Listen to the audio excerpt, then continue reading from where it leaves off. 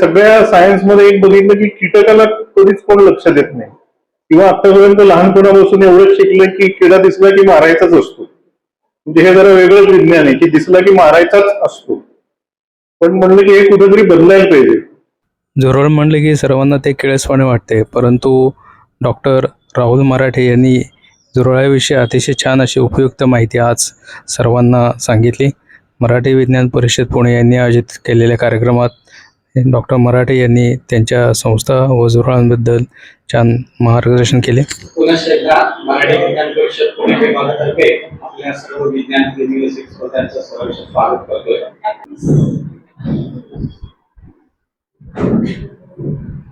आज विज्ञान परिषदेला उपेक्षित असं झुरळ आणि त्याबद्दल विज्ञान सापडलेलं आहे. तर थोडासा वैज्ञानिक रंजक कार्यक्रम आहे, त्यामुळे आपण सर्वांनी अधिक लवकर सहभाग नोंदवला त्याबद्दल मी प्रथमतः आपले आभार मानतो. आणि आजचा जो काही व्याख्यानाचा विषय आहे तो झुरळांचा महिमा वर्णावा किती, आणि यासाठी डॉक्टर राहुल मराठे हे आज आपल्या विज्ञान परिषदेच्या या व्याख्यानाला उपस्थित राहिले. सर्वांना नमस्कार. मराठी विज्ञान परिषद पुणे विभागाच्या वतीनं दर महिन्याच्या तिसऱ्या शुक्रवारी या ठिकाणी एक काही ना काही उपक्रम कार्यक्रम होत असतो आणि दरवेळेला काही ताजा विषय समोर येत असतो. तसं या वेळेला एक अतिशय ताजा विषय समोर आला, म्हणजे त्याचं खरं एक असं आपल्याला माहिती आहे की कॉक्रोच जनता पार्टी नावाची एक पार्टी स्थापन झालेली आहे आणि ते एका प्रसंगातनं आणि जो खवचटपणाने शब्द वापरला कॉक्रोच, त्याच्यातनं हा सगळा एक आपण म्हणू की असं त्याचं बाहेर पडलं, ज्वालामुखी असल्यासारखं तो स्फोट झाला त्याचा. पण खरं तर म्हणजे तेव्हा असं वाटतं त्याला ज्वालामुखीचा स्फोट असं म्हटल्यामुळे मला वाटलं की अरे नाही, कॉक्रोच बद्दलची खरी माहिती सांगितली पाहिजे की ज्वालामुखीचा स्फोट झाला तरी जो जिवंत राहू शकतो, अणुस्फोट झाला तरी जिवंत राहू शकतो, अशा क्वालिटीज जर असतील तर कॉक्रोच आहे आपण.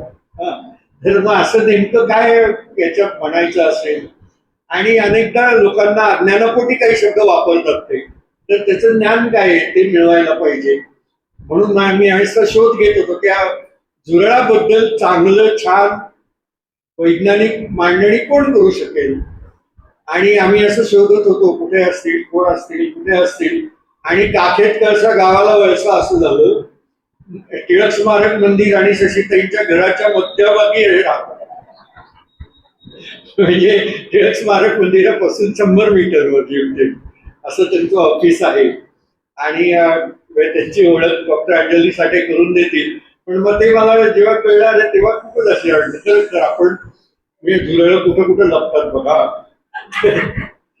अशी. तर मुळात झुरळाबद्दल आस्था वाटायला किंवा आपुलकी वाटायला वैज्ञानिकाला खूप जागा आहे आणि खूप त्याचे गुण आहेत झुरळाचे. म्हणजे तुम्हाला एक उदाहरण सांगतो. विज्ञान रंजन स्पर्धेत आपण एकदा प्रश्न विचारला होता की माणूस चालताना डावा उजवा डावा उजवा डावा उजवा असे पाय टाकत चालतो, झुरळाला 6 पाय आहेत, तो कसं चालेल? त्याचं डोकं जास्त आहे ना आपल्या तिप्पट येऊन पाय टाकण्याच्या बाबतीत. आणि खरंच म्हणजे तुम्ही पण बघा आता झुरळ सापडली की कसे चालतात ते. आणि ती ओपन परीक्षा असते, विज्ञान रंजन स्पर्धा 26 जानेवारीला पेपर प्रकाशित होतो, 15 फेब्रुवारी पर्यंत उत्तर लिहून पाठवायचे असतात. त्यामुळे या 20 दिवसात कितीतरी झुरळ बघून झाले असतील आणि बघत असतील. तर आणि नंतर आम्ही त्या स्पर्धेच्या परीक्षेच्या वेळेला म्हणजे बक्षीस समारंभाच्या वेळेला असं सांगतो की तुम्हाला कुठला प्रश्न आवडला त्याच्याबद्दल आणि तुम्हाला शोध कसा लागला त्या प्रश्नात त्याच्याबद्दल बोला.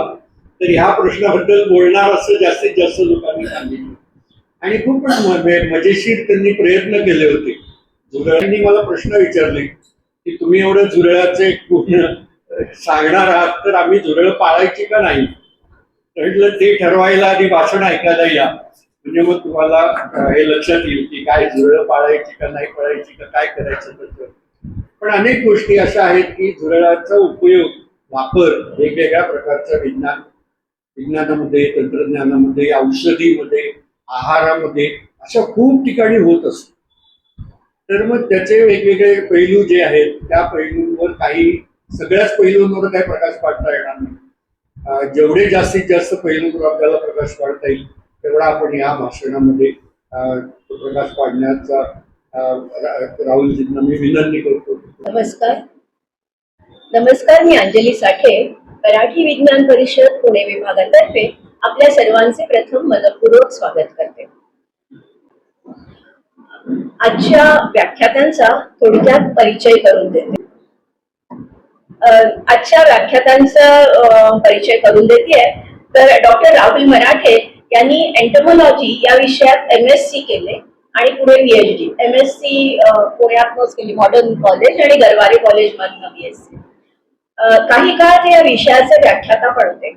त्यानंतर रॉस लाईफ सायन्स मध्ये सिनियर मॅनेजर तसेच हेड ऑफ एंटोमॉलॉजी म्हणून ते कार्यरत होते.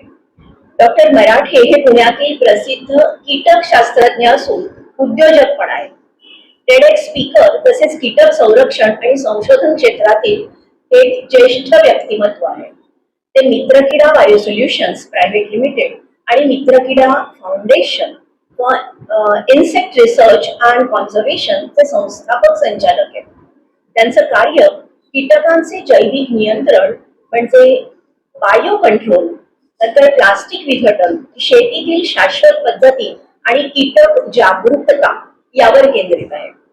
मित्रकिडातर्फे ते उपयुक्त कीटकांचं संगोपन करतात. ते जर आपल्याला सगळ्यांना नवीन आहे त्यामुळे आपण त्यांच्याकडनं ते ऐकणार आहोत. त्यातून शेतकऱ्यांना रासायनिक कीटकनाशकांशिवाय पिकांचे संरक्षण करण्यास मदत होते. उत्पादन तर वाढतेच, पर्यावरण स्वच्छ होते आणि हे सगळं अतिशय कमी खर्चात होतं. 2016 पासून त्यांनी वॅक्सपोथ कॅटरपिलर्सचा अभ्यास सुरू केला. त्यातून हे कीटक 50 मायक्रॉन जाडीपर्यंत प्लास्टिक खाऊन त्याचं खतात रूपांतर करतात. त्यातून त्यांनी प्लास्टिक टू व्हेजिटेबल अशी एक संकल्पना पण विकसित केली आहे. त्यांचे इतर पण काही प्रकल्प आहेत. ते म्हणजे घरातल्या माशांच्या साह्याने सेंद्रिय खत बनवणे, पेंट, स्फोटक आणि थर्मोकोल यांचं विघटन करणारे कीटक, तसेच विमानतळावर पक्ष्यांच्या धडकीने पूर्वी बरेच अपघात व्हायचे, तर ते अपघात टाळण्यासाठी कीटक नियंत्रण, आक्रमक परकीय कीटक प्रजातींचा सामना इत्यादी गोष्टी येतात. त्यांची भाषणं आपल्याला स्वयं टॉक्स आणि टेडेक्स वर जरूर ऐकता येतील. ते मित्रकिडा फाउंडेशनच्या माध्यमातून समाजात तसेच शाळांमध्ये कीटकांचं महत्व आणि त्यांचं संरक्षण यावर जागरूकता निर्माण करण्यासाठी कार्यरत आहे. 2018 सालचा टाइम्स ऑफ इंडियाचा त्यांना पुरस्कार सुद्धा या कार्यासाठी मिळालेला आहे. राष्ट्रीय आणि आंतरराष्ट्रीय प्रकाशनांमध्ये त्यांचे बरेच लेख प्रकाशित झालेले आहेत. विशेष म्हणजे झूम इन TV या नेदरलँडच्या प्रसार माध्यमाने त्यांच्यावर एक फिल्म केली आहे आणि ती पण बहुतेक अवेलेबल आहे आता. डॉक्टर मराठे हे कीटकांना शत्रू समजण्याऐवजी निसर्गाचे मित्र मानतात आणि युवा पिढीला ऍग्रिकल्चरल एंटोमॉलॉजीकडे आकर्षित करण्याचा सगळ्यात महत्वाची गोष्ट म्हणजे प्रयत्न करतात. भारतासारख्या कृषीप्रधान देशासाठी ही खूपच महत्वाची गोष्ट आहे. अशा या निसर्गप्रेमी संशोधकाची ओळख करून द्यायची संधी मला मराठी विज्ञान परिषदेने दिली, याच्याबद्दल मी प्रथम त्यांचे आभारी आहे. धन्यवाद. नमस्कार. सर्वप्रथम मराठी विज्ञान परिषदेचे आभार. आणि विनय दादा 90 सालापासून मी ओळखतो एकमेकांना. तर त्यावेळी मी शाळेत होतो आणि विनय दादा बरोबर खूप पर्यावरण आणि वेगवेगळ्या खूप ऍक्टिव्हिटीज केलेल्या आहेत. आणि मला आज खूप छान वाटतं की परत त्याच प्लॅटफॉर्मवर मी त्याच्यासोबत आहे आणि वेगळाच विषय मांडतोय आज. सर्वात प्रथम मित्रकिडा जी माझी संस्था आहे त्याचं एक थोडक्यात की ते मित्रकिडा का आहे आणि म्हणजे थोडक्यात कीटक हे आपले सगळे मित्र असतात आणि म्हणून त्याचं मित्रकिडा म्हणून मी सुरू केलं की कीटकांची ओळख एक वेगळी निर्माण व्हावी. आज जंगलात गेलं तर वाघाचं ओळख करायची गरज नसते. आज वाघ आहे म्हणल्यावर एकदम सगळे छान बघतात, सगळे वाघ बघायला जातात सगळे. पक्ष्यांची ओळख खूप चांगली झाली कारण ते दिसतात, मोठे असतात, त्याच्यामुळे त्यांची ओळख झालेली आहे. मासे असू दे, इतर सगळे प्राणी, झाडं वाढतात, ती हलत नाहीत कुठे, त्यामुळे त्यांची ओळख होणंही फार सोपं आहे. पण या सगळ्या सायन्समध्ये एक बघितलं की कीटकाला कधीच कोण लक्ष देत नाही, किंवा आतापर्यंत लहानपणापासून एवढंच शिकलं की किडा दिसला की मारायचाच असतो. म्हणजे हे जरा वेगळंच विज्ञान आहे की दिसला की मारायचाच असतो. पण म्हणलं की हे कुठेतरी बदलायला पाहिजे. नंतर जेव्हा बीएससी एमएससी करत असताना किंवा पर्यावरणाचा अभ्यास करताना सर्वात पहिलं स्टेटमेंट असते की आपल्या जैववैविध्यतेच्या 70% कीटक आहेत आणि तेच आपण नेग्लेक्ट करतो किंवा मारून टाकतो. आणि ते जर 70% नसले तर काय हालत होईल हे लक्षात येईल तुमच्या. आणि आता त्याचे पर्सेंट हळूहळू दिसायला लागले कारण कीटक कमी होत आहे. त्याचा अजून सरकार दरबारी तो सोडून द्या, आपल्या सामान्य माणसांनाही काही त्याच्यातली फार माहिती नाहीये. पण त्याचा इम्पॅक्ट कसा होत जाणार आहे हे आता लवकर दिसायला लागेल आणि दिसू लागलेलं आहे. आपल्याला पॉलिनेशन होत नाही, त्याच्यामुळे शेती लोक सोडतात. शेती पावसाच्यामुळे सोडत नाही, पॉलिनेशन होत नाही, यील्ड मिळत नाही. सर्वात महत्वाचं की यील्ड मिळत नाही, त्याच्यामुळे वेगवेगळ्या पद्धतीचे इम्पॅक्ट होत राहतात. त्याच्यात सर्वात महत्वाचं कीटक हा इम्पॅक्ट जो आहे तोच लक्षात घेतला जात नाही आणि तोच नेग्लेक्टेड आहे. तर हा सगळा जेव्हा अभ्यास सुरू केला त्यावेळी सर्वात पहिलं काम केलं की कीटकाची ओळख करून द्यायला पाहिजे. आणि याची ओळख सर्वात चांगली केव्हा होईल की तो मित्र म्हणून समोर आला तर. म्हणूनच त्याला मग मित्र कीटक आणि म्हणून त्याचं सुरू झालं मित्र किडा म्हणून सुरू केलं. बरेच अवघड झाले प्रवास हा की जेव्हा मी बीएससी झाल्यानंतर आता काय करायचं, म्हणजे माझ्या बरोबरचे सगळेजण खूप व्यवस्थित मोठ्या पोझिशन्सना आहेत आणि मी लिटरली किडे करतोय, त्याच्यामुळे मी इथंच आहे. माझे सगळे वर्गातले परदेशी आहेत. मी पुण्यात भर सदाशिव पेठेत बसून किडे करतोय, माझी लॅबोरेटरी सदाशिव पेठेत आहे. पण असे किडे आहेत की ते अख्ख्या जगाला हलवून सोडतात. कारण जे जे मी प्रयोग केले पहिले, जे करतोय अजूनही, ते सगळे जगातले पहिले प्रयोग आहेत. आणि असं माझ्या वाचनात कुठेही ते आलेलं नाही आधीच, म्हणून मी असं एवढं बोल्ड स्टेटमेंट करतोय. पण अशा पद्धतीचा विचार की कीटकांचा आपल्याला कसा उपयोग करून घेता येईल. थोडेस आपण मनुष्य प्राणी थोडे स्वार्थी असतो, पण चांगल्या हेतूने कसा उपयोग करून घेता येईल आणि त्याचा बेनिफिट आपल्याला कसा होईल, आणि या विचाराने ही सगळी स्टोरी सुरू झाली. तसंच आजचा विषय फार वेगळा आहे, कारण झुरळ म्हणल्यानंतर दुसऱ्या डोळ्यासमोर काहीही येत नाही. एक तर किंचळी मुख्यांदा, त्याच्यानंतर चकलेचा जोरात आवाज किंवा झाडूचा आवाज फटाकन, त्याच्यानंतर तिसरं ते चिरडलेलं झुरळ उचलून फेकून देणं.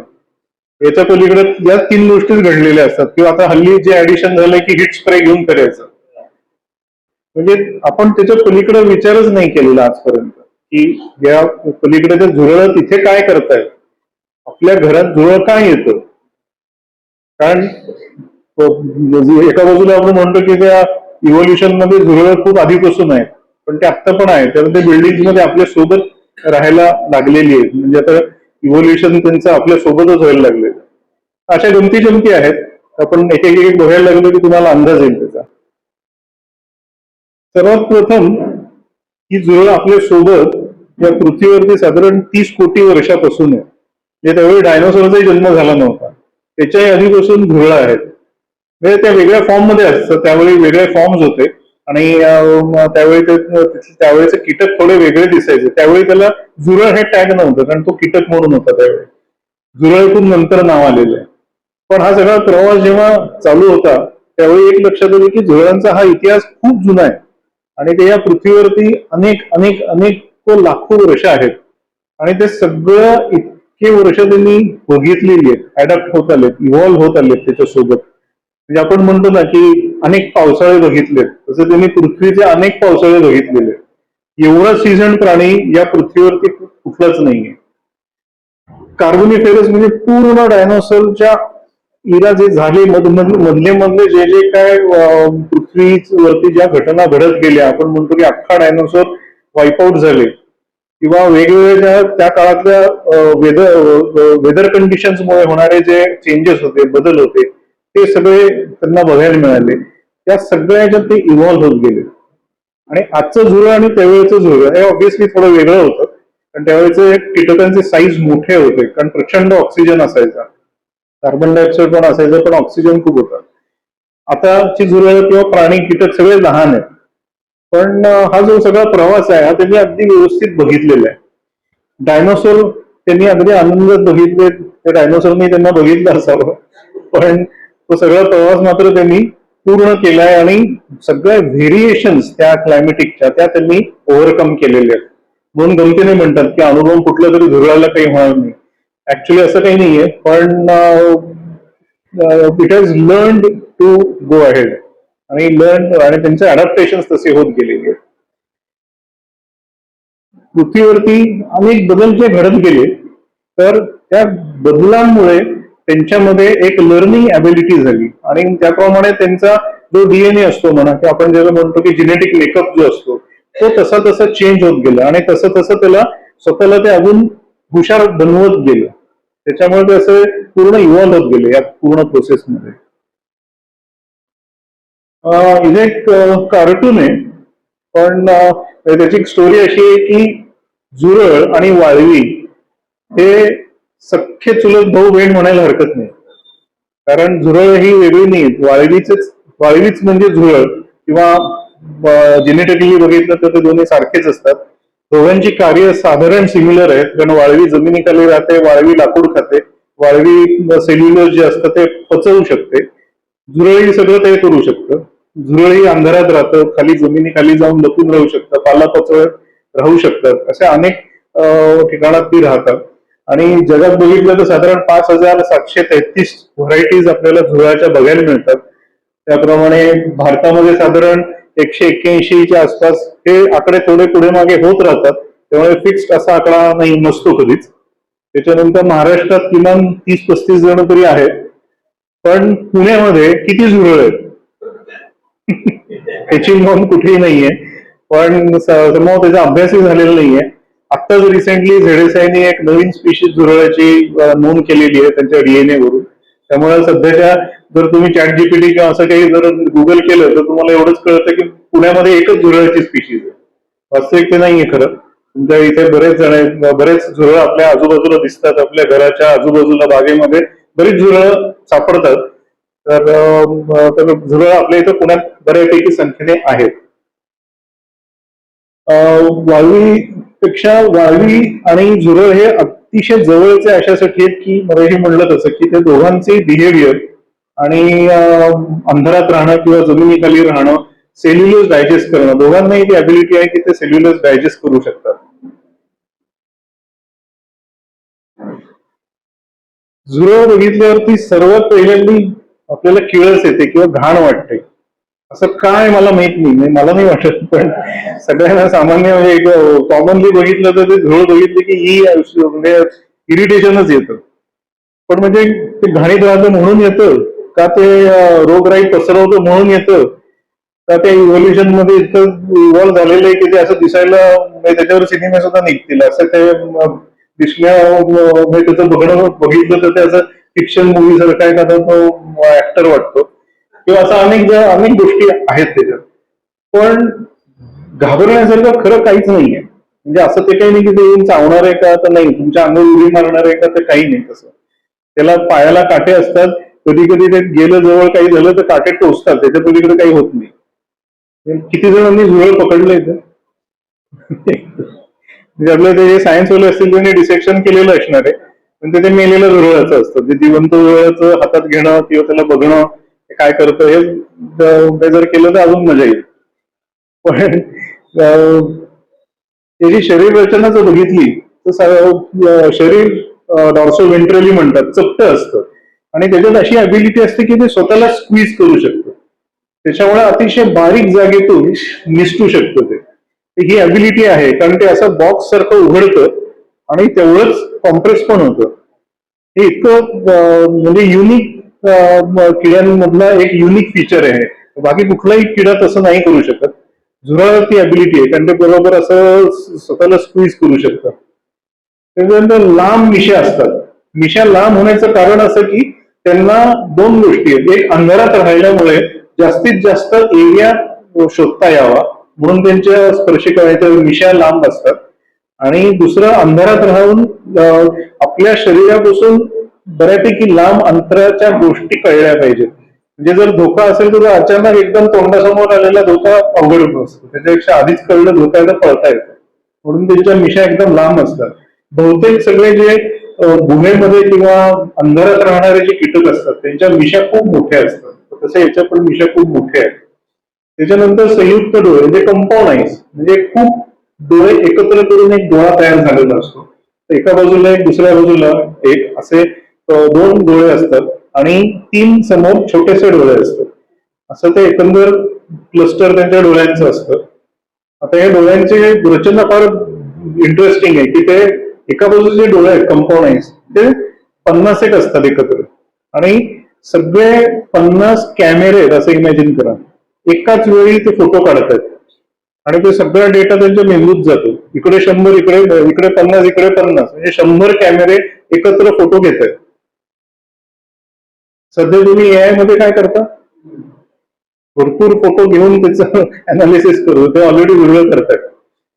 तर अशा पद्धतीने त्यांचे डोळ्याची रचना असते आणि फार सुंदर त्यांचं हे असतात, लेन्स असते, लेन्समुळे ते एखादे ऑब्जेक्ट जे असेल ते कमी जास्त पुढे मागे किंवा जाऊन बघू शकतात.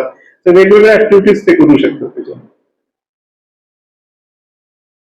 त्याचे दात असतात ते मॅन्डिबल्स म्हणतात, ते भयंकर स्ट्रॉंग असतात. त्याचे इथले मसल्स आहेत, ऍडक्टर आणि ऍबडक्टर असे 2 प्रकारचे मसल असतात.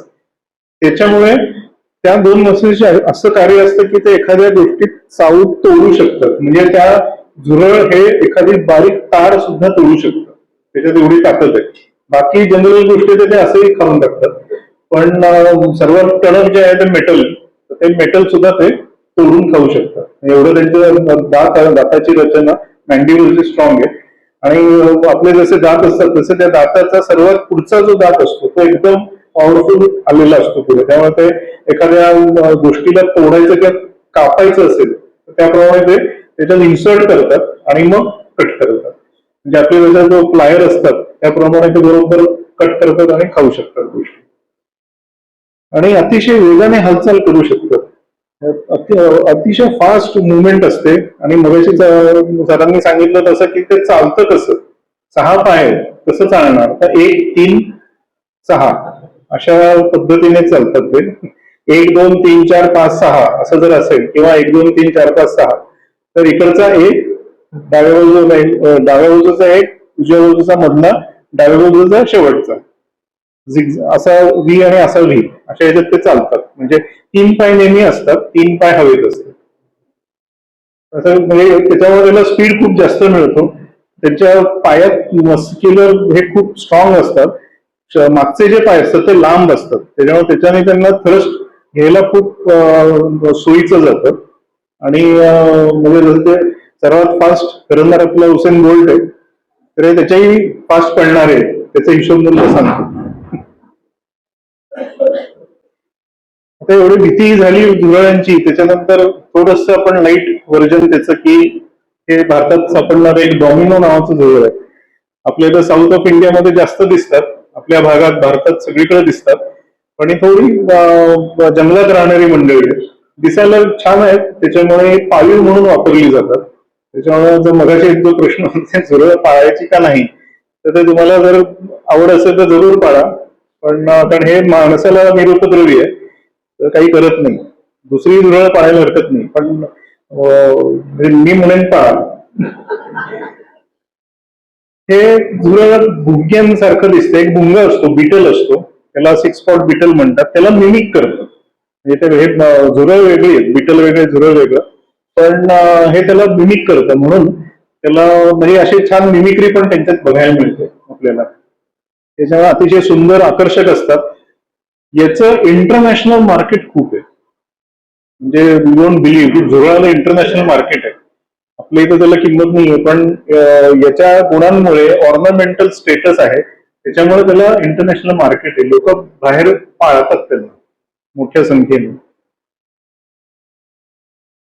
त्याच्यानंतर हे अजून एक फ्लॉवर रोच म्हणतात. म्हणजे झुरळ म्हणजे कॉकरोच आणि रोच याच्यातलं फरक काही नाही, ते फक्त शब्द येतो, शॉर्ट फॉर्म आहे. कॉकरोचच्या शॉर्ट फॉर्म रोच, म्हणून त्याला रोच म्हणतात.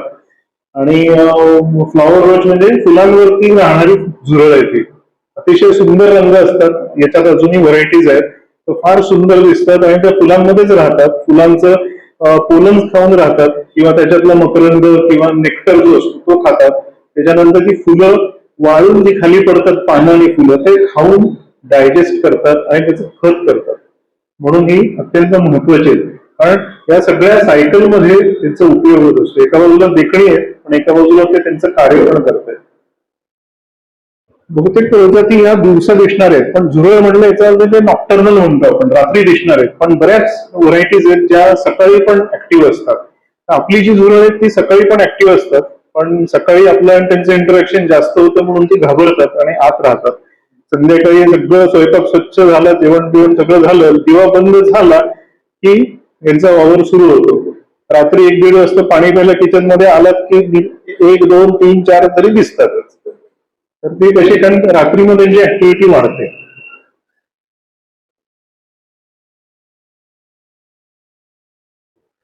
आता ही बागेत झुरळ आहेत, फुलांवरती झुरळ आहेत, आता आपल्या घरांमध्ये पण झुरळ आहेत. सर्वात पहिले ते अमेरिकन झुरळ, ते आपल्या ड्रेनेज मध्ये असतं आणि 1 नंबर झुरळ येते. त्याचं मी पुढे त्याचं सांगतोच काय आहे ते.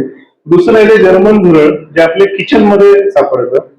सगळ्यांच्या किचन मध्ये ओट्यावरती, त्या ड्रॉवर्स मध्ये, कपाटांमध्ये सगळीकडे ते सापडतात आणि लाजायचं काही कारण नाही, कारण ती येऊन आपल्या घरात स्वच्छता करत असतात.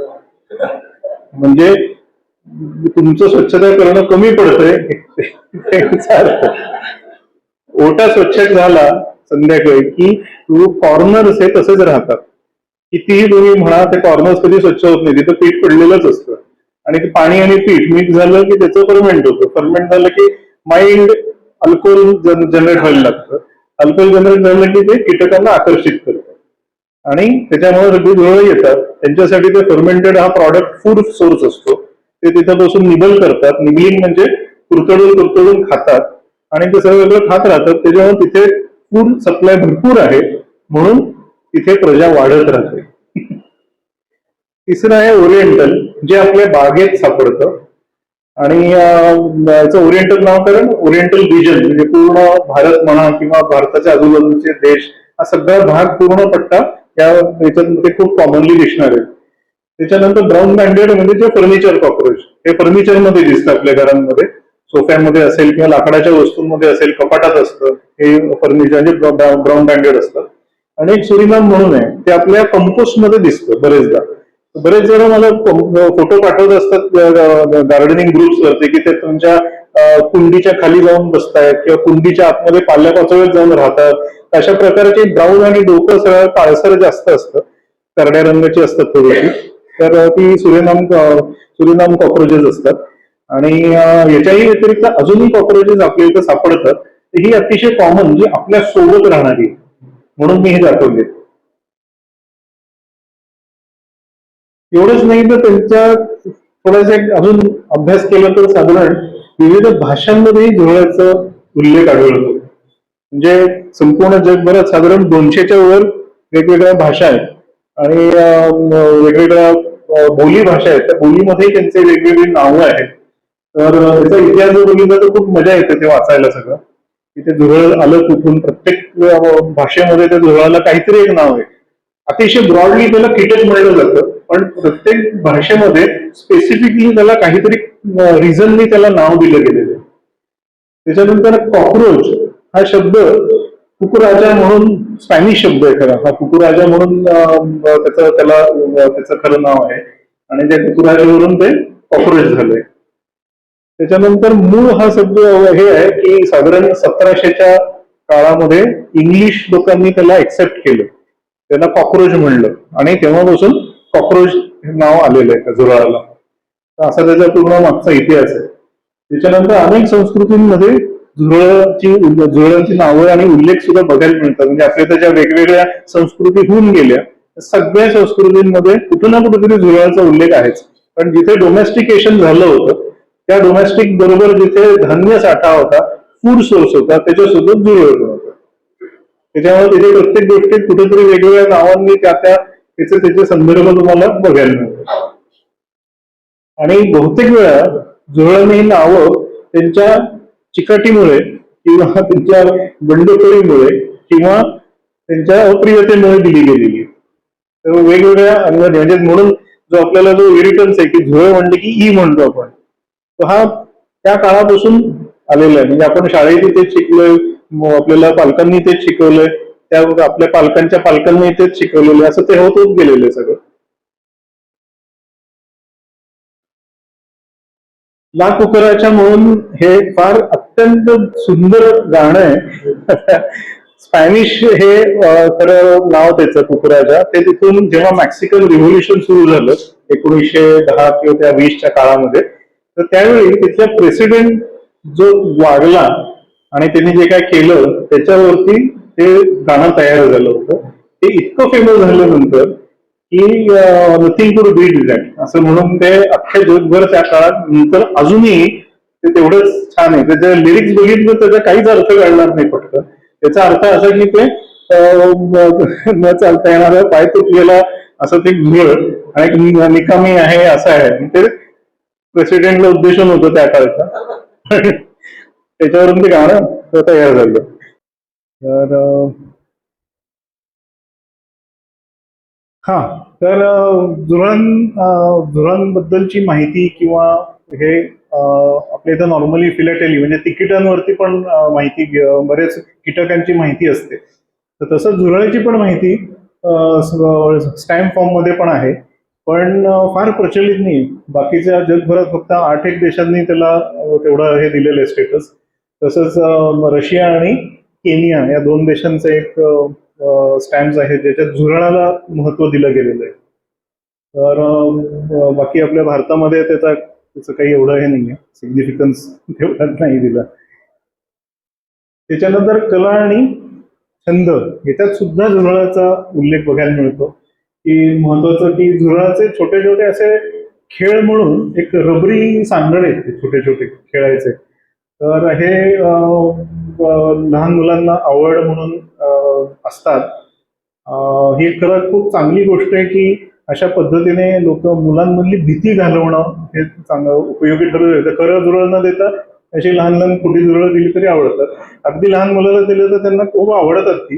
जसं ते ग्रॅज्युएट व्हायला लागतात तसं ते आवड चेंज व्हायला लागते, मारायला लागतात. पण हे आहे की ते असं रबरी फॉर्म मध्ये असेल त्याच्यामुळे त्याचा फील घेता येतो. तर तो एक कलेचा भाग आहे. आणि उगी अँड कॉक्रोच हे खूप फेमस कार्टून होतं, बरेच वर्ष चालत होतं ते आणि खूप त्याचं म्हणजे लोक आवडीने बघायची ती. आणि हा तिसरं जे आहे ते कलर पेंटिंग, झुरळांनी केलेली पेंटिंग. तर एक आर्टचा एक प्रकार आहे की झुरळांना त्या पेंट मधून ते चालतात फक्त. आणि झुरळाचं एक असतं की त्याला पायात सेन्सर्स असतात, त्याच्यामुळे त्यांना कळतं की किती जायचं. त्यामुळे हे पेंट असतात ते नॉन टॉक्सिक असतात. ते अतिशय महत्वाचं आहे की नॉन टॉक्सिक पेंट वापरली जातात अशा पद्धतीच्या आर्ट्समध्ये. आणि ती झुरळ चालतात इकडे तिकडे, त्याच्या अंगाला ब्रशिंग करतात, मग ते फिरतात, त्याच्यामुळे असे वेगवेगळे आर्ट्स तयार होतात.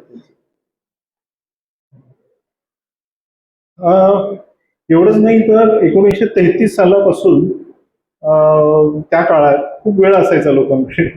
तर त्यावेळी कॉक्रोचच्या रेस लावायचे. म्हणजे आता आपण म्हणतो की सट्टेबाजी किंवा असे जे वेगवेगळे प्रकार आहेत किंवा अशा वेगवेगळ्या रेस असतात किंवा काय काय वेगवेगळ्या प्रकारच्या रेस असतात, तशा झुरळाच्या रेस असायच्या. तर असे कॅनल्स तयार करायचे, प्लास्टिक किंवा पाईप्स असायचे, त्या पाईप्स मधून झुरळं चालायची. म्हणजे ती उडणार नाही, इकडे इकडे जात नाही, पण सेफली त्या पाईप मधून जात राहतील. आणि त्याच्यावरती बेटिंग खूप असायचं. त्यामुळं हा खेळ इटलीतून मग पॅरिसमधून अगदी फार अमेरिकेपर्यंत पोहोचला होता. आणि तिथे खूप त्याची चर्चा झाली. राउटरमध्ये त्या काळात त्याच्यावरती इन्फॉर्मेशन किंवा जाहिराती यायच्या की कॉक्रोच रेस आहे म्हणून. आता एवढं सगळं आपण झुरळाचा इतका वेळ इतिहास ऐकत होतो, पण आता खरं की त्याचं थोडं अजून सायंटिफिक अजून इन्फॉर्मेशन की खरंच झुरळ काय असतं. आता जर इथं बघितलं तर इथे झुरळाची लाईफ सायकल आहे, जीवनचक्र आहे. अंड म्हणजे अशी पर्स असते, त्या पर्समध्ये 8×16 अशी अंडी असतात रचून ठेवलेली आणि त्याच्यातून ती बाहेर येतात. तर इथे एक आता हे आहे की ती छोटी फिल्म आहे, त्या फिल्ममध्ये त्या अंड्यातून ती पिल्लं बाहेर येतात. हा, इतकी सुंदर त्या ह्याच्यातून सगळी बाहेर येतात आणि ती पहिली पांढरी असतात, त्याच्यानंतर त्यांना पिगमेंट्स आणि कलर यायला लागतो. अतिशय छोटी असतात ते त्यावेळी आणि किती लहान आहेत बघा. ते बाहेर आल्यानंतर अजूनच छान त्यांचं रूप तयार होतं, खूप देखणे दिसायला लागतात आणि त्यांचं कार्य लगेच तिथे चालू होतं. तर याच्यात अंड, बाल्यावस्था आणि डायरेक्टली प्रौढ, म्हणजे याच्यात पूर्ण लाईफ सायकल जी असते ती तशी ना, म्हणजे आपलं इतर कीटकांमध्ये जसं असतं की अंड, अळी, कोश आणि प्रौढ या 4 स्टेज असतात. याच्यामध्ये 3च स्टेज असतात, पण या मधली जी स्टेज आहे त्याला निम्फ म्हणतात किंवा बाल्य अवस्था, आणि त्याच्यात मात्र 6-7 स्टेजेस असतात. त्याच्यामुळे इथं बघितलं तर पिल्लू आणि ते प्रौढ होईस्तोपर्यंत, पंख पूर्ण येईस्तोपर्यंत त्याच्या वेगवेगळ्या स्टेजेस असतात. मध्यंतरी एक खूप चर्चा सुरू झाली होती की झुरळाचं दूध, म्हणजे अगदी फार त्याचे मीम्स तयार झाले होते, त्याच्यातून अगदी गायीसारखंच त्याचं पोषण आहे, गायीपेक्षाही जास्त त्या दुधाचं पोषण आहे वगैरे वगैरे. म्हणजे अगदी त्याने चित्र, स्केचेस गमतीशीर काढली होती की त्या पिल्लांना ते झुरळ दूध पाचतंय आणि अशा गोष्टी होत्या. इंटरेस्टिंग आहे या सगळ्या झुरळांच्या सायन्समध्ये की हे एकमेव झुरळ आहे, पॅसिफिक बिटल कॉक्रोच म्हणतात, जे खरोखर दूध तयार करतं पिल्लांसाठी. आणि ते दूध थोडं वेगळ्या पद्धतीचं असतं, कारण ते क्रिस्टलाइन फॉर्म मध्ये असतं दूध. हा, आणि रेग्युलर त्याचं जर क्वालिटीज बघितल्या तर खरोखरच खूप पौष्टिक क्वालिटीज त्याच्यात असतात. तर आपल्या इथं बँगलोरमध्ये एक संस्था आहे की इन्स्टेंट म्हणून, तर त्यांनी त्याचा पूर्ण अभ्यास केलेला, फार छान अभ्यास झालेला आहे त्याचा, की त्या पूर्ण त्यांनी त्या दुधाचं सायन्स सगळं शोधून काढलं, त्याचं अनालिसिस पण सगळं केलं त्यांनी. पण हे जे झुरळ आहे, हे झुरळात व्हिव्हिपॅरिल म्हणून आहे. व्हिव्हिपॅरिल डायरेक्ट पिल्लांना जन्म देणं याच्यात असतं, त्यामुळे ते पिल्लांना जन्म देतं आणि लगेच त्यांना ते दूध पहिलं क्रिस्टलाइन फॉर्म मधलं पोटातच त्यांना फिडिंग केलं जातं त्या दुधाचं, आणि मग ती पिल्लं बाहेर येतात. त्याच्यामुळे म्हणून हे म्हणलं जातं की त्या कॉक्रोच मिल्क देणारं कॉक्रोच. त्याच्यानंतर झुरळांच्या शरीरात सूक्ष्मजीव पण असतात, म्हणजे आपल्या गट फ्लोरा म्हणतो आपण, की पोटामध्ये अजून आपल्या वेगवेगळ्या काय काय बॅक्टेरिया असतात, आपण गट फ्लोरा म्हणतो त्यांना. तसं कीटकाच्या शरीरामध्ये, पोटामध्ये, आतड्यांमध्ये सुद्धा काही परजीवी राहत असतात आणि ते स्वतःच तिथे इकोसिस्टीम डेव्हलप करतात आणि त्याच्यात ते राहत आहेत. आता गंमत अशी आहे की पूर्ण इव्हॉल्युशन मध्ये हे पण त्यांच्या झुरळांबरोबरच इव्हॉल्व्ह झालेले आहे. म्हणजे एवढं स्ट्रॉंग नेटवर्क आहे त्यांचं आणि निश त्यांचं सेटिंग आहे की म्हणजे त्याला टाईट लॉक अँड की म्हणतात, तसं ते एकमेकांबरोबर पूर्ण आयुष्य त्यांनी काढलेलं आहे. एवढ्या सगळ्या इव्हॉल्युशन मध्ये सुद्धा ही मंडळी त्यांच्या सोबत राहिलेली आहेत आणि त्यांच्या पोटात राहून त्याचं कार्य करतात. आता एक महत्वाची गोष्ट आहे की आपण जेव्हा म्हणतो की झुरळ हे खूप घाणीत राहतं, त्याच्यामुळे त्यांना अँटीबॅक्टेरियल, अँटीव्हायरल, अँटी खूप गोष्टी तयार करायची सवय असते. त्याच्यामुळं हे सगळं अँटी तयार होत असताना यांच्यावरही परिणाम होऊ शकतो, पण यांच्यावर होत नाही. ते अँटी सारखा पदार्थ तयार करतात, त्याच्यामुळे विन विन सिच्युएशन क्रिएट करतात आणि एक कॉम्प्लेक्स मॉडेल आहे आणि ते सगळे एकत्र राहतात त्याच्यात. तर त्यातलं हे एक अतिशय वेगळं अद्भुत उदाहरण आहे. त्याच्यानंतर सध्या खूप चर्चेत असलेल्या वैद्यकीय शास्त्रामध्ये झुरळाचे उपयोग, म्हणून मी मगाशी डॉक्टरांना विचारलं की झुरळ हे होमिओपॅथीमध्ये वापरलं जातं असं ऐकलं होतं, खरंच वापरलं जातं का माहित नाही, पण त्याच्यातून औषधं डिराईव्ह केली जातात. काय काय केलं म्हणजे करत असतील तर खूप चांगलं आहे, कारण झुरळाच्या औषधं खाऊन जर मनुष्य बरा होत असेल तर चांगली गोष्ट आहे. तर याच्यात बायोऍक्टिव्ह मॉलिक्युल्स जे असतात ते डिराईव्ह करता येतात, म्हणजे त्याचा अभ्यास चालू आहे लोकांचा वेगवेगळ्या लेव्हल्सवरती. त्याच्यानंतर झुरळांमध्ये खूप सारे पेप्टाइड्स तयार होत असतात, प्रथिने, प्रोटीन्स तयार होत असतात. त्याच्यानंतर पॉलिसॅकराइड्स, नंतर पॉलिन्यूक्लिओसाइड, जसं वेगवेगळ्या गोष्टी त्याच्या शरीरात तयार होत असतात आणि प्रत्येकाचं काहीतरी कार्य आहे. त्यामुळे त्याचा पॅरलल शोधून ह्युमनसाठी कसा उपयोग करता येईल याच्यावरती भरपूर मेडिकल सायन्स सध्या काम करतो. इथं बघितलं तर सगळे अवयव दिसतील माणसाचे, तर प्रत्येक अवयवासाठी काही ना काहीतरी झुरळ तोडून देणगी आहे, काही ना काहीतरी औषध त्याच्यातून मिळू शकते.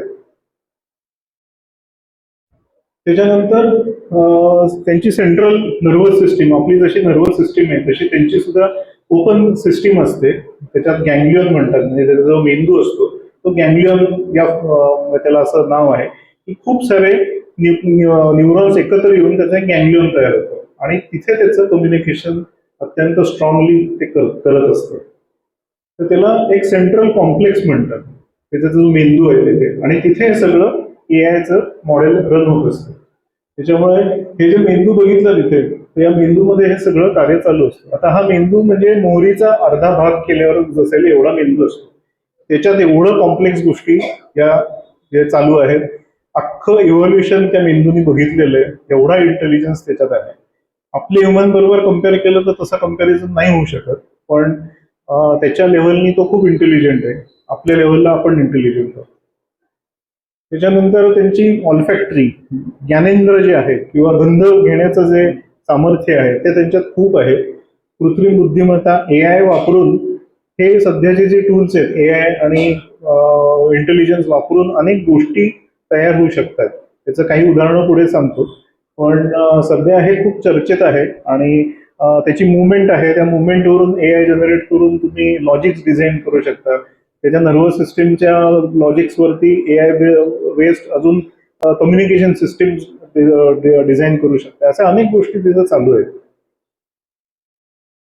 त्यानंतर सध्याचे जे रोबोट्स आहेत, की मगाशी दादांनी सांगितलं तसं एक त्यांनी आर्टिकल लिहिलं होतं त्या काळात, पण आत्ताचं जरा थोडं ॲडव्हान्स व्हर्जन्स रोबोटची दिसायला लागली आहे की ऍक्च्युअली ते झुरळ कसं चालतं, कसं होईल. इथे जे रोबोट्स डिझाईन केले ते कॉम्प्रेस होणार आहेत. म्हणजे आता मोठे दिसत आहेत, पण जिथे छोट्या अगदी बारीक क्रिवासमधून जायची वेळ आली तर ते असे कॉम्प्रेस होतात आणि मग आत जातात. तर अशा पद्धतीने त्यांनी डिझाईन्स तयार केलेली आहेत त्याची. आणि हे सगळं US मध्ये बरीच कामं चालली आहेत त्याच्यावरती.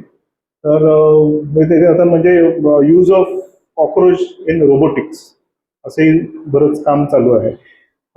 काही आता म्हणजे न्यूजमध्ये असं दाखवतं की डिझास्टर मॅनेजमेंटसाठी याचा खूप उपयोग केला जातो, की अनेक ठिकाणी म्हणजे कुत्रे जाऊ शकत नाहीत, स्निफ करू शकत नाही, तिथे यांना पोचवता येईल का, तर ती जाऊन तिथे जाऊन शोधू शकतात. त्यांच्यावरती इथे असे कॅमेरेज पण असतात, तर जाऊन तिथे कॅमेऱ्यातून इन्फॉर्मेशन देऊ शकतात. अशा अनेक गोष्टी आता चालू आहेत. तर मगाशी म्हणलं होतं ना की झुरळ पळतं किती फास्ट, हुसेन बोल्टचे फास्ट पळतं ते आज. तर साधारण अमेरिकन झुरळावरती अभ्यास खूप झालाय, कारण ते मोठं झुरळ असतं आणि आपल्या एरियातच सापडतं, डोमेस्टिकेटेड आहे म्हणून. तर साधारण 1.5 मीटर पर सेकंद एवढ्या फास्ट त्याची मुवमेंट असते. 1.5 मीटर एवढं फास्ट ते पळू शकतं, हे कॅल्क्युलेटेड असतं. त्याच्यानंतर म्हणजे त्याच्या शरीराच्या 50 पट, शरीर जर एवढं असेल 1 इंच जर पकडलं तर ते 50 इंच एवढा लांब त्याचं मुवमेंट होऊ शकते फास्ट. ते जर मनुष्याबरोबर कम्पेअर केलं तर साधारण 300 किलोमीटर पर आवर एवढा वेगाने जातं, म्हणजे विमानाच्या वेगा एवढा येतं. त्याची शिकण्याची कपॅसिटी आणि स्मरणशक्ती अफलातून आहे, आणि त्याचे खूप प्रयोग झालेले आहेत. आणि त्याच्यात विशिष्ट पद्धतीचा म्हणजे वास आणि अन्न याच्यामधलं कॉम्प्लेक्सिटी जी आहे, की आता त्याला वास दिला तर कुत्र्याला जर समजा घंटा वाजवली, तर पावलोची एक्सपेरिमेंट आहे, घंटा वाजवली की सलायवेशन होतं त्या कुत्र्यांना. तर तसं यांनी काही प्रयोग केले. झुरळाला आधी काहीतरी खायला दिलं, त्याच्यानंतर साखरेचं पाणी दिलं. तर आधी त्याला काहीच कळेना, त्याला हे कनेक्शन काय आहे समजत नव्हतं, अन्न आणि ते गोड पदार्थ असं. त्यांनी त्यांना काही पुदिन्याची पानं खाऊ घातली, त्याच्यानंतर त्याला परत साखरेचं पाणी दिलं, मग व्हिनेगर दिलं, मग परत साखरेचं पाणी दिलं. मग त्याला लक्षात येईल की हे म्हणजे हे मॅट्रिक्स कळायला लागलं त्याला, की खाल्ल्यानंतर हे मिळतंय याचा अर्थ हे खाणं आहे. असं ते लॉजिक बिल्ड करत करत ते लक्षात ठेवायला लागलं. आता किती दिवस, किती महिने, हे सगळे अभ्यासाचा विषय आहे, किती दिवस राहतात ते. तर म्हणजे लक्षात ठेवण्याची कपॅसिटी आहे हे सिद्ध झालं त्याच्यात. अनुभव आधारे शिकतात.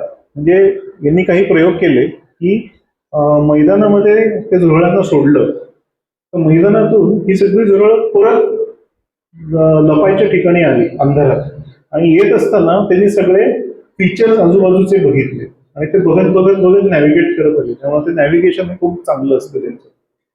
त्यांची आणि वागणुकीतले बदल असं वेगवेगळ्या गोष्टी ते इतकं फास्ट शिकत जातात, त्याच्यामुळे झुरळं म्हणून म्हटलं जातं की ते भयंकर हुशार असतात त्या बाबतीत. ह्या सगळा भाग जो आहे शिकण्याचा हा त्या उत्क्रांतीमधून त्यांना कळत गेला. म्हणून म्हणतात की डायनासॉरच्या आधीपासून ते शिल्लक राहिले ते आतापर्यंत आहेत. म्हणजे हा एवढा सगळा काळ ते शिकत गेले, म्हणून त्यांना एवढे इंटेलिजंट मानलं गेलेलं आहे. अशाच पद्धतीचं शिकणं आणि हे सगळं मी सध्या माझ्या प्रयोगातून मी केलं आणि आता सध्या डिफेन्स बरोबर काम करतोय. त्या डिफेन्स मधल्या कामाचा एक भाग हा की झुरळं वापरून दारुगोळा शोधणं, स्फोटके शोधणं, हा सध्या चालू आहे आणि यशस्वी झालाय. पहिला पार्ट त्याचा यशस्वी झाला. तर तिथे आम्ही हे सक्सेसफुली करून दाखवलं आणि आता याचं DRDOनी एक्सेप्ट करून त्याचं प्रोजेक्ट फॉर्म मध्ये आता ते सुरू झालेलं आहे. तर त्याच्यात हा जो प्रयोग केला त्याच्यात मग मी एक तिथे झुरळांची शाळा उघडली. त्याचे 3 वर्ग तयार केले. प्रत्येक वर्गात 50 विद्यार्थी, साधारण 50 झुरळं होती आणि प्रत्येक वर्गातून त्या झुरळांना ट्रेनिंग द्यायचो. अशा मगाशी जे सगळं आपण ऐकलं त्या पद्धतीने थोडं थोडं ट्रेनिंग द्यायचो. ट्रेनिंग केल्यानंतर त्याला असं लक्षात नाही, त्यांना यायला लागलं की आता काय म्हणजे शिकायला लागली ती झुरळं. पण हे सगळं व्हायच्या आधी मी झुरळाचा बायोडेटा स्क्रीन केला. म्हणजे जसं त्यांचे बायोडेटा स्क्रीन करतात विद्यार्थ्यांचे तसे किंवा एम्प्लॉयमेंटसाठी आलेल्या लोकांचे, तसे मी झुरळात म्हणजे कीटकांचे बायोडेटा आधी स्क्रीन केले. म्हणजे कुठला कीटक एवढं चांगलं काम करेल. त्यावेळी लक्षात आलं की झुरळाचा बायोडेटा एकदम स्ट्रॉंग आहे. सगळ्या कीटकांपेक्षा जास्त इंटेलिजंट ती लोक आहेत जे झुरळ आहेत.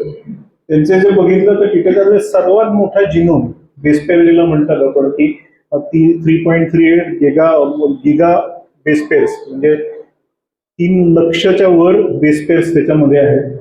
त्याच्यानंतर जिनोम हा सिक्वेन्स 60% रिपिटेटिव्ह आहे. म्हणजे तो सारखं रिपीट म्हणजे तेच परत करून माहिती घेऊ शकणार आहे. म्हणजे म्हणून त्याला ते रिपिटेटिव्ह DNA म्हणतात.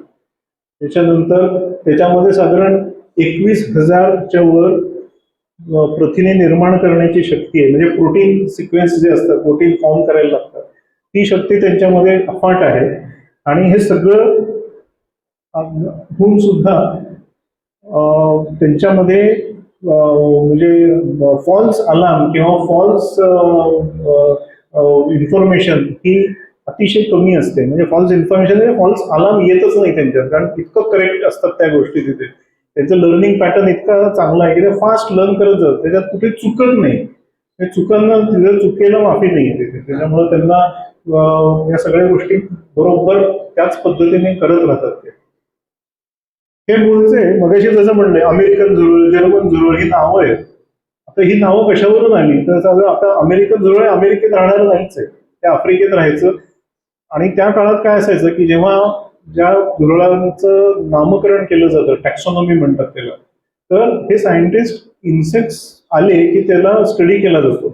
तर त्यावेळी काय होतं की हा इन्सेक्ट कुठून आला, तर समजा युरोपमधून आला तर त्याचं काहीतरी युरोपीयशी रिलेटेड नाव, म्हणजे जर्मन असेल तर जर्मन झुरळ, तर तसं त्यांनी नावं दिली. तर ज्यावेळी त्या सायंटिस्टना ते झुरळ आलं तर ते अमेरिकेतून आलं, त्यांनी त्याला नाव देऊन टाकलं अमेरिकन. आणि तीच प्रथा चालू राहिली. वास्तविक त्या झुरळाचा आणि अमेरिकेचा काही संबंध नाही, पण नाव त्याचं तर अमेरिका पडलं, म्हणजे पेरी प्लॅनेटा अमेरिकाना. दुसरं तसंच जर्मन झुरळ, त्याचं नाव तसंच पडलं कारण ते झुरळ युरोपमधून आलं. ऍक्च्युली जर्मन झुरळ हे आपलं भारतीय आहे, आपल्याच इथे राहणार आहे, आपल्याच आजूबाजूच्या देशांमध्ये राहणार हे झुरळ आहे. पण ते युरोपातून त्या सायंटिस्टकडे पोचलं म्हणून त्याचं नाव जर्मन ठेवलं आहे. तर साधारण 1625च्या सुमारास हे अमेरिकेत पोचलं आफ्रिकेतून, म्हणून त्याला अमेरिकन असं नाव पडलं. पण हेच अमेरिकन झुरळ आज अत्यंत हुशार आणि इंटेलिजंट म्हणून मानलं गेलेलं. तर जेव्हा माझा प्रयोग सुरू झाला त्यावेळी मी बायोडेटा जेव्हा स्क्रीन करतो त्यावेळी लक्षात आलं की त्याला ऑल्फॅक्टरी म्हणजे वास किंवा गंध घेण्याचं जे रिसेप्टर्स आहेत ते 154 आहेत. आता ते एवढंच झुरळ त्याच्यात ते रिसेप्टर्स आहेत 154. मी तुम्हाला आता वाटेल ते द्यायला तयार, तुम्ही हे बनवून दाखवा. इलेक्ट्रॉनिक्स असू दे, जे कोण आपले इथले IIT असू देत, कुठले सायंटिस्ट असू देत, चॅलेंज घेऊन असं एवढं छोटं झुरळ आर्टिफिशियली बनवून दाखवा.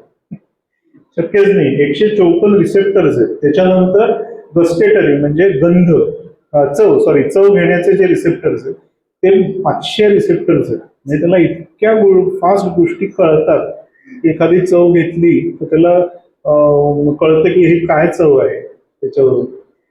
त्याच्यानंतर कंपन म्हणजे व्हायब्रेशन्स हे सेन्स करायला हजारो बारीक असे दोरे असतात त्यांच्या पायावर, मिशांवर, अंगावरती. त्याच्यावरून ते सेन्स करतात आजूबाजूचा परिसरात काय घडतंय. व्हायब्रेशन्स वरून ते सेन्स करू शकतात. म्हणजे तुम्ही जर बघितलं, झुरळ किचनच्या मधोमध असतं, आपण किचनच्या दारात असतो, नुसतं आपलं प्रेझेन्स दिसलं, पायाचा आवाज आला की ते दूर ठेवतात. तर एवढं सेन्सिंग त्यांचं स्ट्रॉंग असतं. त्याचं रसायनं ओळखण्याचे 1000 पेक्षा जास्त जनुके आहेत त्यांच्याकडे. म्हणजे अफाट बायोडेटा आहे. कुठल्याही इन्सेक्टला एवढी ताकद नाही, इन्क्लुडिंग मधमाशी. मधमाशीला एवढे नाही आहेत. एवढे रिसेप्टर्स आणि एवढ्या गोष्टी त्यांच्या अंगात आहेत. त्याच्यामुळं इतकं इंटेलिजंट झुरळ या अख्ख्या पृथ्वी तलावर दुसरं कोण नाही. तर इथे त्यांना मी RDX, TNT, HMX असे स्फोटके त्यांना ट्रेनिंगला वापरली आणि त्या झुरळांना अशा त्या त्यांची कॅप्सूल असायची. त्या आनंदात त्या कॅप्सूलमध्ये बसतात. तिथं असं बघितल्यावर तुम्ही असं अजिबात वाटून घेऊ नका ते असे काहीतरी कॉम्प्रेस केले, चिरडले, असं काही नाही आहे. त्यांच्यासाठी ते घर असतं आणि त्या घरात ते आनंदात बसतात. कुठल्याही स्ट्रेसमध्ये झुरळ नसायला पाहिजे, ही पहिली त्याची क्वालिफिकेशन. म्हणून त्याला ते घर द्यायचं ते आनंदात. त्याच्या आजूबाजूला पण बाकी मंडळी असतात, त्यामुळे ते अँटीनाने एकमेकांशी इन्फॉर्मेशन शेअर करत असतात की सगळं काय कसं काय सगळं ठीक आहे ना, असं चालू असतं त्यांचं. त्याच्यामुळे आयसोलेट नाही केलेलं, ग्रुपमध्ये ठेवलेलं असतं. अशा सगळ्या प्रकारची काळजी घेऊन मग त्यांचं ट्रेनिंग सुरू होतं आणि त्यांना ट्रेनिंग वेगवेगळ्या पद्धतीने दिलं. आता त्यांना ते ट्रेन झाले ते मला समजत होतं, पण ते बाकीच्यांना समजायचं नाही. तिथले ऑफिसर जे यायचे म्हणजे हमको कुछ समज में नहीं आ रहा है क्या हो रहा है. मग त्याला मग मी फोटोग्राफी म्हणजे फोटोज घ्यायचे, व्हिडिओज घ्यायचे, त्याच्यातून एक सॉफ्टवेअर बिल्ड केलं. आणि हे सगळं करायला माझेच मित्र इथे आहेत, प्राची आणि संदीप, या दोघांनी मला प्रचंड मदत केली त्याच्यात. हे अख्खं सॉफ्टवेअर आम्ही त्याचं बिल्ड केलं आणि त्याच्यातून हे रन होऊ शकतं आता आणि ते डिटेक्ट करतं व्यवस्थित. तर त्याचा एक छोटा प्रयोग असा होता की इथे काडी आहे, त्या काडीला एक स्फोटक लावलंय, ते त्यांच्या समोर आणून ठेवलं. तर त्यांना आधी समजत नाही, पण त्यातलं ज्याला ट्रेंड आहे ते झुरळ फक्त लगेच त्यांनी त्याचे अँटीनेस वळवले. म्हणजे TNTची काडी होती, तर TNT वाला ऍक्टिव्ह झाला लगेच, तो RDX वाला शांत बसला, कारण त्याला त्याचं ट्रेनिंग नव्हतं. तेव्हा अशा पद्धतीने ते एकदम परफेक्टली कॅप्चर करतात. आता याच्यात अजून डेव्हलपमेंट होत आलेली आहे आणि आता बायोसेन्सर म्हणून हे डिफेन्समध्ये यूज होऊ शकेल. अजून एक भन्नाट गोष्टच करतोय ते म्हणजे झुरळाच्या शरीरावरती चिप लावली. आता तुम्हाला जे जे काय इमॅजिन करायचं ते तुम्ही सगळं करू शकता. याचे उपाय किंवा उपयोग कुठे कुठे होऊ शकतात. पलीकडच्या दारी पण होऊ शकतात, आपल्या इथे होऊ शकतात. काय म्हणजे आता स्काय इज द लिमिट, कारण मी हे कुठेही पाठवू शकतो, कंट्रोल करू शकतो. आणि म्हणजे हे अनैसर्गिक काही नाही आहे, कारण एक चिप असते ती त्यांना कळतही नाही. जरी ते इंटेलिजंट आहे तरी त्यांच्या पाठीवर एक चिप आहे, तर त्यांना असं वाटतं की काहीतरी पाठीवर बसलंय. त्याच्यामुळे ते आनंदात राहतात, मूव्ह करू शकतात. फक्त त्याचा कंट्रोल आपल्या हातात असतो. तेव्हा मी त्यांना लेफ्ट जा, राईट जा, सरळ जा सांगू शकतो. आणि अशा पद्धतीचं हे सध्या एक नवीन डेव्हलपमेंट आहे. प्रॉबेबली भारतातली पहिली आहे. जगभरात खूप काम चाललंय, मी काही कुठलं तसं क्लेम करत नाही, पण भारतात हे अशा पद्धतीचं सध्या पहिलंच काम असावं. तर आता डिफेन्स बरोबरच करतोय ते, त्यामुळे याची जास्त माहिती मी नाही देऊ शकत, पण अशा पद्धतीचं काम चालू आहे. तर या प्रवास छोटासा का नाही, झुरळाची एक ओळख करून देण्याचा एक प्रयत्न होता. आणि तुम्हाला काही प्रश्न असतील तर विचारायला हरकत. त्यांची भाषा असते, पण ती त्यांच्या केमिकल्सनी असते. त्याला फेरोमोन्स म्हणतात. ते एकमेकांशी फेरोमोनच्या भाषेत बोलत असतात किंवा टच च्या भाषेत बोलत असतात आणि व्हिजनच्या भाषेत बोलत असतात. त्यामुळे त्यांचे वेगवेगळ्या त्यांच्या लँग्वेजेस वेगळ्या असतात. आता हे जर्मन अमेरिकन जे झुरळ आहे हे साधारण एक वर्षभर राहू शकतं, 6 महिने ते वर्ष. लॅबोरेटरीमध्ये जास्त राहतात, फील्डमध्ये थोडी कमी राहतात. त्याची भाषा म्हणलं तसं की केमिकल आहे, प्रत्येकाला एक आयडेंटिटी असते. म्हणजे आता अमेरिकन झुरळ त्याची कॉलनी असते, हे सगळे कॉलनियल आहेत, सगळे कॉलनीत राहणारे लोक आहेत, तर त्या कॉलनीचा त्यांचा एक गंध असतो आणि तो मिक्स होत असतो तिथे. आता दुसऱ्या कॉलनीचं एखादं आलं तर त्यांची भांडणं होऊ शकतात तिथं, पण त्याची भाषा वेगळी, याची भाषा वेगळी. म्हणजे फेरोमोनची भाषा असते, केमिकल भाषा असते. त्याच्यामुळे हे थोडंसं डिफरन्स ऑफ ओपिनियन होऊ शकतं. घरातली थोडं मारायची का घेऊन गेली? हा, आता हा थोडासा डिबेटचा प्रश्न असू शकतो, पण आपल्याला स्वच्छता हवी असते, त्याच्यामुळे घरात झुरळ नको हे तेवढं निश्चित आहे. पण असली वाढायला लागली तर कंट्रोल जरूर करा, पण घाबरून करू नका. आपल्याला स्वच्छता म्हणून करायचे तेवढं मात्र ते कंट्रोल झालं पाहिजे. एखादं राहिलं ना तर काही नाही, त्याचं ते वाट काढून निघून जातं. त्याच्यामुळे वाईप आउट करणं जे असतं, शून्य झालं पाहिजे सगळं. ते शून्य केलं नाही तर चांगलं, कारण इकॉलॉजिकली शून्य झालं की लोकल मायग्रेशन खूप होतं. म्हणजे आता तुमच्या घरांमधला साधारण सांगतो की आपण पेस्ट कंट्रोल केलं, पेस्ट कंट्रोल केल्यानंतर पहिले आठवड्याभर खूप आनंद होतो की एक काही झुरळ नाही, सगळं केलं. त्याच्यानंतर 10 झुरळ येतात, त्याच्यानंतर ती 100 होतात, कारण इकॉलॉजिकली बॅलन्स करायचं असतं. त्याच्यामुळे ते झुरळ म्हणतात तिथे काही नाही, आता वाढायला पाहिजे, म्हणून ते एक्सपोनेन्शियल वाढत जातं. असं ते होतं. त्यामुळे एखाद दोन झुरळ राहिली की त्यांचा सेंट राहतो तिथे, त्याच्यामुळे त्यांना इन्स्टिंक्ट राहतं की ओके आपलं पॉप्युलेशन आहे इथे, त्यामुळे मग वाढत नाही झुरळ. ती आपण पाळल्यासारखीच आहे. पाळण्यासारखीच. आता कुत्रा मांजर पाळतो, त्याची मारामारी रेग्युलर फाईट असतात त्यांच्या. म्हणजे 2 नर एकत्र आले तर त्यांचं असं ढुशी दिल्यासारखं मारामारी करतात.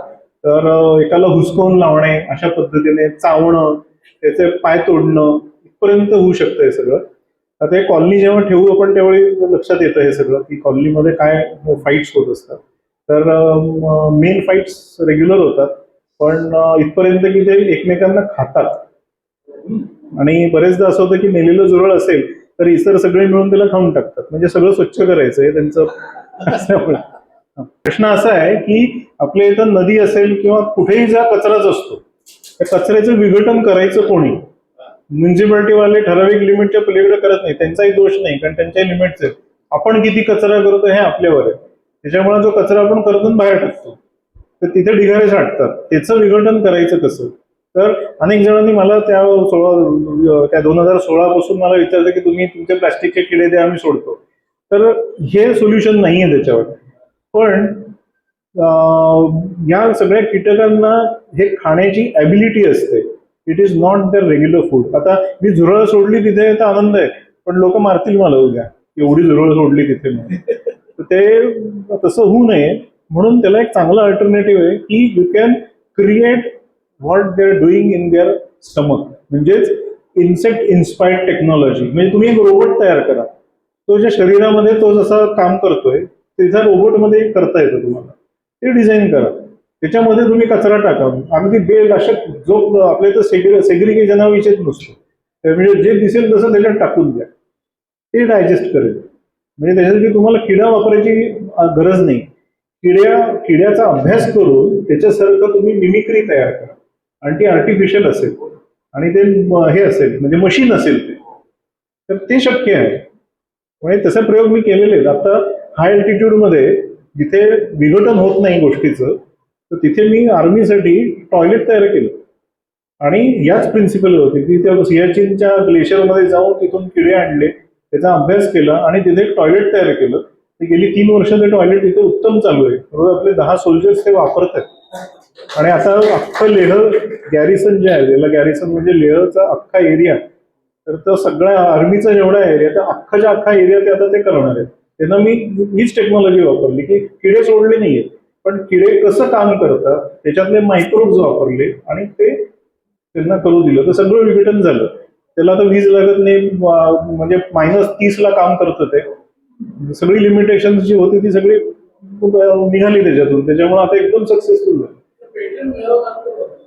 मी कुठलंही पेटंट घेतलेलं नाही आणि मी लोकांना चॅलेंज देतो की तुम्ही करा. आणि मी ओपन आहे, या सगळ्या गोष्टी मी कोलॅबरेट करायला तयार आहे सगळ्या, म्हणजे ज्यांना इंटरेस्ट असेल त्यांच्यावर. जर पाठीवर पडले की उठू शकत व्यवस्थित उठतं ते, त्याला मागचे पाय असतात, त्या मागच्या पायाने ते स्वतःला टर्न करतं आणि तो रोबोटिक्सचा एक महत्वाचा हे आहे की टॉपल होऊन वर जायचा. संपूर्ण सृष्टीमध्ये पक्ष्यांचं, मोठ्या प्राण्यांचं, वेगवेगळ्यांचं झुरळं किंवा कीटक हे फूड आहे, मेजर फूड सोर्स आहे. त्याच्यामुळे ते पक्षी तर आनंदाने खातात, कोंबड्या तर इतक्या मजेने खातात, ते प्रचंड मजेने कोंबड्या खातात. प्रोटीन खूप असतं. म्हणजे इन्सेक्ट्स, म्हणजे फक्त झुरळच असं नाही, इन्सेक्ट हे फ्युचर फूड मानलं गेलेलं आहे. कारण आपण 1 किलो कोंबडी खाऊन जेवढं प्रोटीन मिळेल त्याच्यापेक्षा, म्हणजे त्याला बायो अवेलेबल प्रोटीन म्हणतात, तर ते इन्सेक्टचं सर्वात जास्त आहे, 42%. त्यामुळे तुम्ही 1 चमचा प्रोटीन खाल्लं किड्याचं, which is as good as 1-2 किलोची कोंबडी. त्याच्यामुळे ते हो अगदी आवडीने खातो. मिशी तुटली तर रिजनरेट फार होत नाही, कारण तिथे प्लग लावला जातो, प्लग क्रिएट होतो, म्हणजे त्याच्यातून हिमोलिव्ह जे त्याचं ब्लड म्हणतात ते बाहेर येऊ नये म्हणून लगेच तिथे क्लॉट होतो आणि प्लग तयार होतो.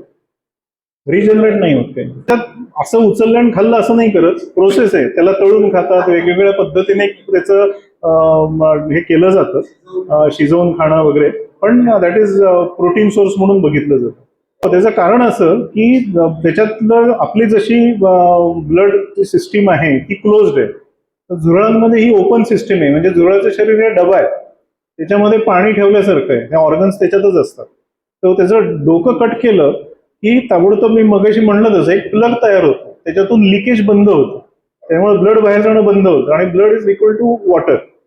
ते पाणी जोपर्यंत आहे तोपर्यंत ते राहतं जिवंत, आणि कारण इंडिपेंडेंट आहे, कारण त्याचा श्वास ते पोटाच्या इथून छिद्रांमधून घेतलं जातं, त्याला स्पायरॅकल म्हणतात. त्याच्यामुळे श्वासोश्वास चालू राहतो, आतलं पंपिंग चालू राहतं, त्यामुळे मेंदूशी काहीच संबंध नाही आहे. कारण त्याची जी वेगवेगळे गँग्लिओनेटेड असल्या कारणाने इंडिपेंडंट विचार करण्याची क्षमता आहे. त्याच्यामुळे मेंदूशी त्याचं कनेक्शन काही नाही. त्याच्यामुळे डिहायड्रेशनमुळे शेवटी कॉक्रोच मरतं. ते हिमोग्लोबिन मॉलिक्यूल नाही आहे, त्याच्यामुळे लाल रंग नाही. सगळी झुरळं उडू शकतात, सगळी उडतात, काही प्रॉब्लेम नाही. आणि but they are not good flyers, म्हणजे they are flyers but they are not good flyers. पंख आहेत, त्यांच्या शरीराचं जे वजन असतं त्या वजन त्याप्रमाणे ते ग्लाइड करू शकतात जास्त. ते झुरळाला ट्रेन केलं तर ट्रेन असं वर्षानुवर्ष करायची गरज नसते, तसं ते फास्ट ट्रेन होतात. म्हणून मग अशी म्हणलं बायोडेटा त्याचा खूप स्ट्रॉंग आहे, तर ते फास्ट डेव्हलप करतात ती ॲबिलिटी. नेक्स्ट जनरेशनला ते जाऊ शकतं, म्हणूनच त्यांना ट्रेन केलं की त्यांच्या पुढच्या पिढीला ते जातं. त्याच्यामुळे ते असं ते कंटिन्यू ठेवू शकतो.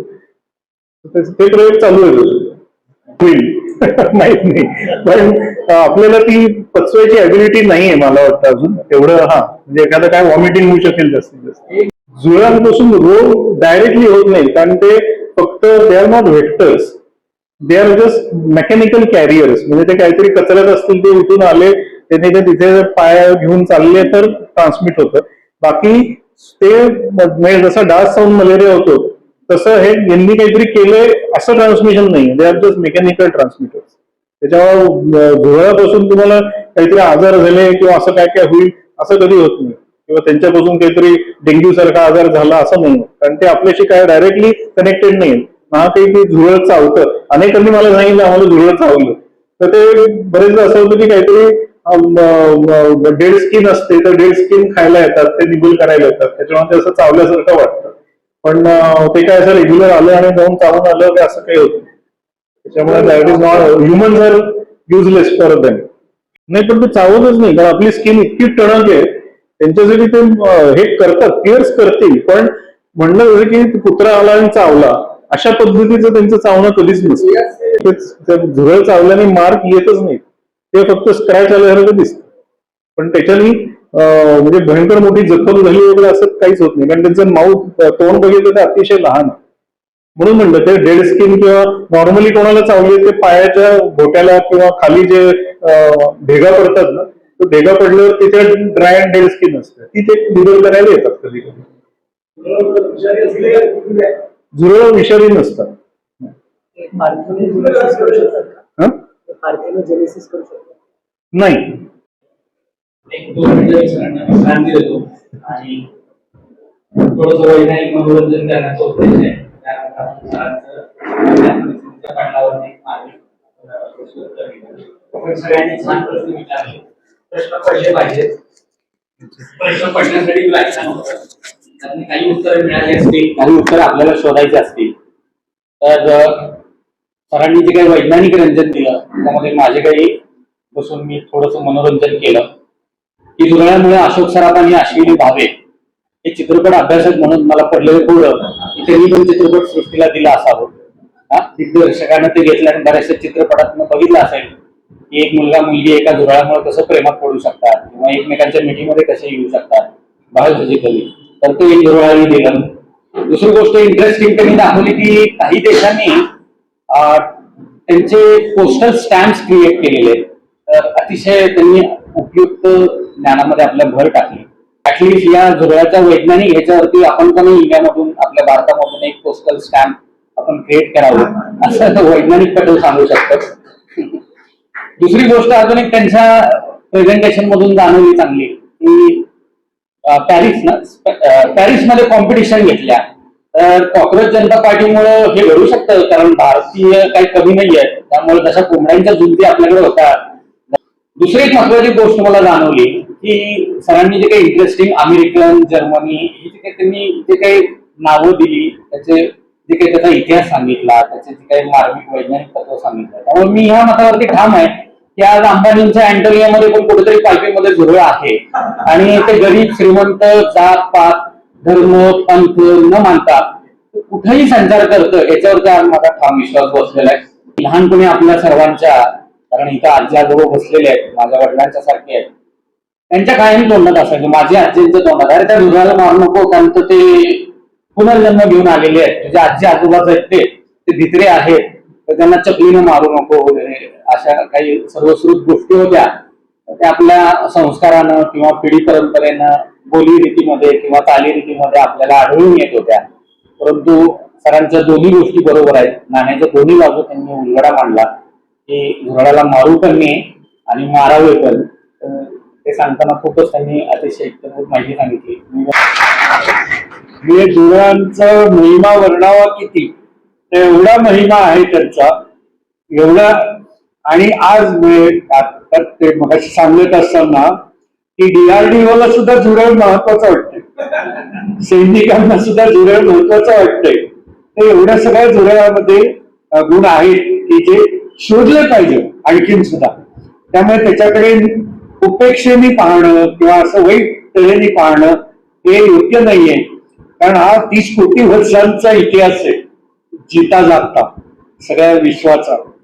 तर असं या जुळ्याचं आपण माहिती ऐकली म्हणजे आज अनेक देशांमध्ये विशेषतः आपण आग्नेय आशिया चीन जपान या भागामध्ये जुळे हे अन्नाचा भाग आहे म्हणजे खाण्यातला भाग आहे तो पौष्टिक भाग आहे अतिशय.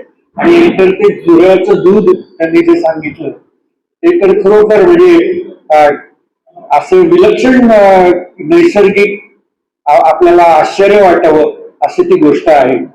तर आणि ह्या पुढे जेव्हा याचे 3D प्रिंटिंगचे प्रयोग चालले त्याच्यामध्ये जुळ्यांचं सुद्धा हे आहे प्रयोग त्याच्यामध्ये